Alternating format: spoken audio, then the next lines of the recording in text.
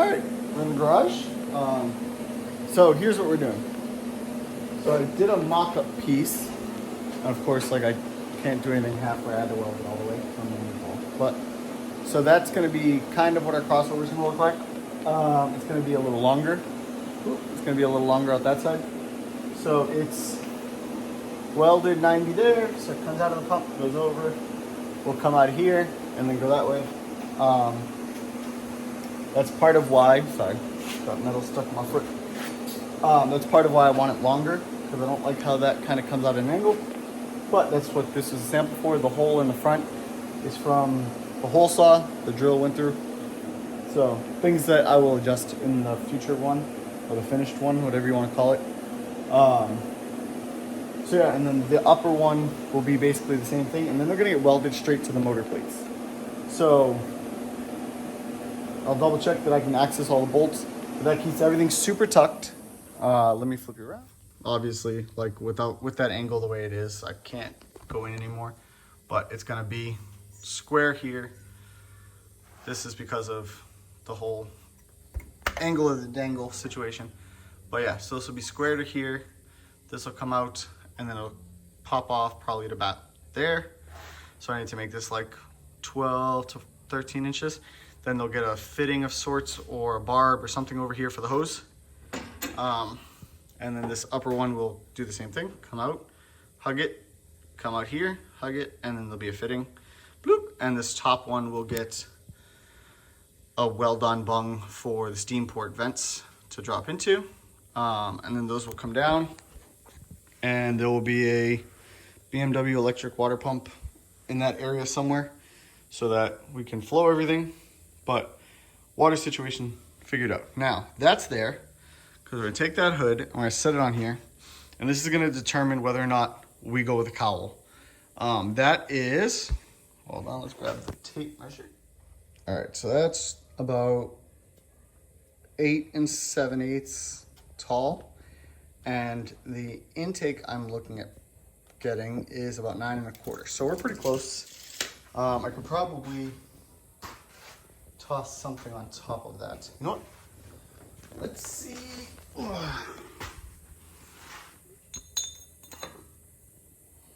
Yeah, that's probably about right. Let's double check.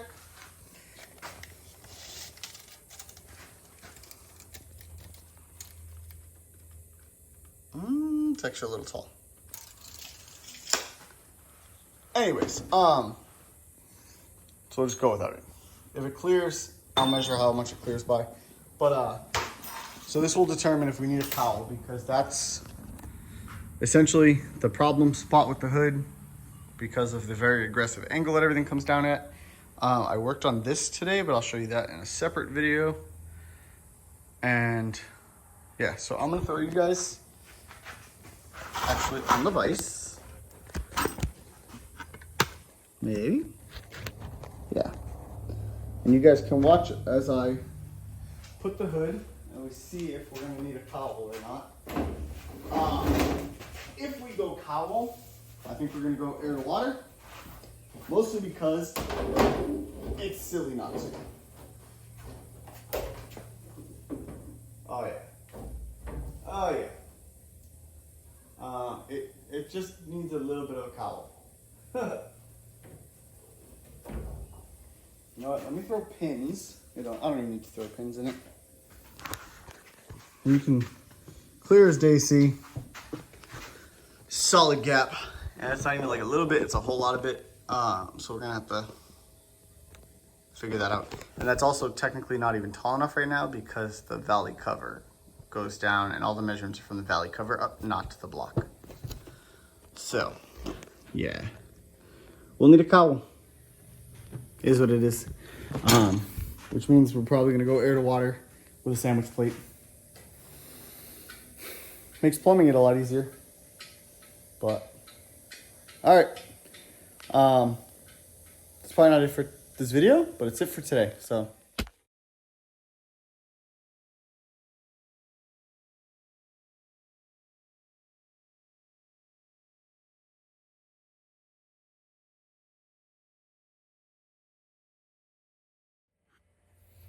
Okay, so everything's bolted in, nice and solid. Now this, get it out of the way. We're gonna bolt up the turbo one more time. And then this will show us if the turbo is going to sit where it's supposed to, or if things move while welding. There are still three welds left to do.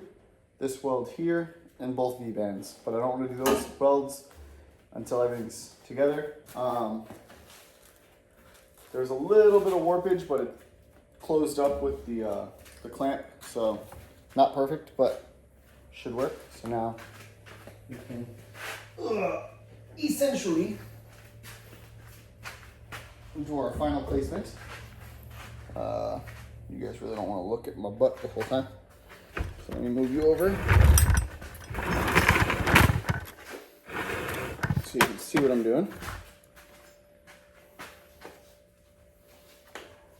Because this is the not fun part of having such a giant turbo.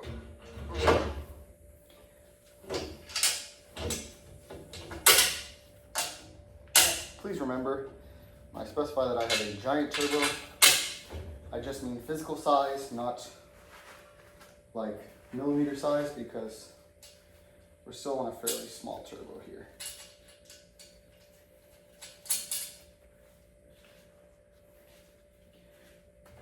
And I know, like, Honda guys would be like, 80 millimeters is a huge turbo, what are you talking about? In the V8 world, it's not. So, that's all.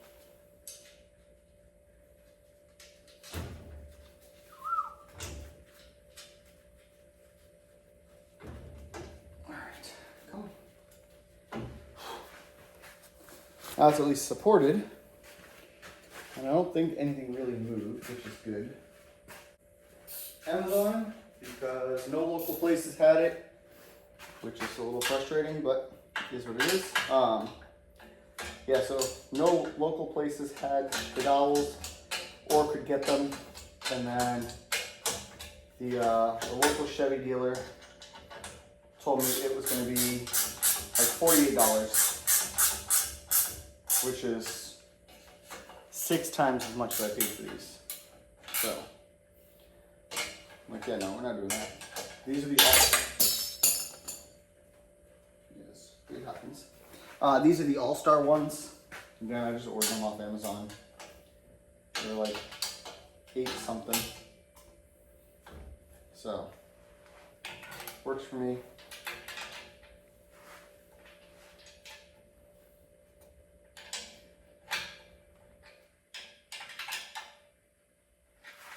I know I've got tech tip. Get a bolt spinning, and you don't want it to spin. You can put a flathead on the nut if you don't have a lot of space, and you can use that to keep it from moving. So now, wow, that sucked it really far back, like way further back than I planned. Okay. I'm not sure why that's so much for. Oh, you know what? It might be because I moved the intercooler forward. But I thought this was still resting it. I don't know. We also have this here, which looks like it just needs to have a little trim done.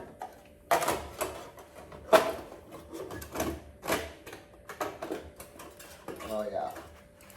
Oh yeah. So this, after I trim it a little more,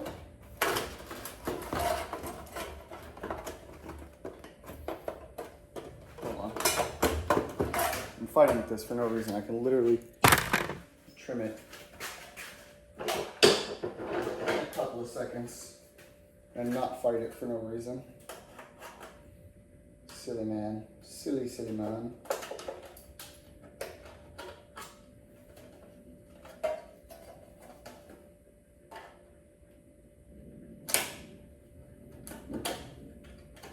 Now this kind of was just this is not a permanent solution. This was just my temporary solution that allowed me to kind of get the idea of what I was going for without spending a crazy amount of money. So this is just a home Lowe's. It's a Lowe's piece of ducting that was a rectangle to a 6-inch round. Obviously 6 inches is a bit bigger than our opening here, but I trimmed it so now it fits this angle here, mates up with the nose panel. So this, there you go. You go like this, and then the nose panel goes in. And yeah, now we have force-fed air. Woo. Okay, let me move you guys back. So you can get a better view. So now we've got force-fed air directly into the turbo, and then like I said, the nose panel, which you can see I've already got laid out. Hey, it's upside down. Uber.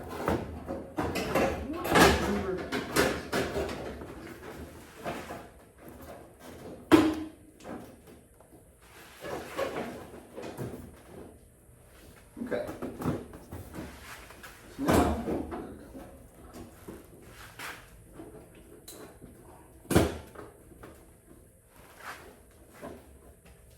so a big hole, this kind of hand-drawn thing, will be offset, and then we'll cut a section out here, and the air will come and right into the turbo, which is precisely what I was aiming for. I haven't decided if I'm going to weld my said temporary solution onto the nose panel. Like I said, this is just like some thin sheet metal, very, very thin, or if I'll use this as a template and make a fiberglass or a carbon version, and we'll do that. But yeah, this is pretty much exactly what I was looking for. I wonder, hold on a second. Okay, so I just stuck a couple small pieces of some tubing in there, rubber tubing, to kind of put the location good-ish. So it'll be pretty centered there. Now let's rotate this exhaust pipe with the sample water tube that I made. So, and then like I said, that's just the mock-up one. I will weld a better one. Get rid of this little angle here. It'll come out either pointed this direction or straight. But that gives us clearance there. And the radiator should still fit under there. Actually, if anything, we have more clearance because the turbo is sitting taller. You know what? Let's also double check the hood again, because it would stink to do all this and find out that everything's rotated up and the hood doesn't clear anymore. I did determine with the intake that I have planned coming for this, we're going to go to a cowl. So at some point I will purchase a Sunoco style cowl hood, and or a hood cowl, not cowl hood, because nobody makes these hoods. Why is this so far up? I'll have to move that headlight down. It's a little tall. But everything clears. I'll let you have a look. Yeah, when I tell you guys everything in this thing is close. Everything is close. This is currently sitting up a little bit though because of the headlight, so I might have to fix that, but yeah. So now the question is, do we go back through that hole? Whoop, that hole there, and go back that way? Or do we just come out of there, come through this gaping hole right there, and come out in that circle? I don't know yet. But That's going to do it for this week. As always, comment, like, share, subscribe, get up, get after it. I appreciate you.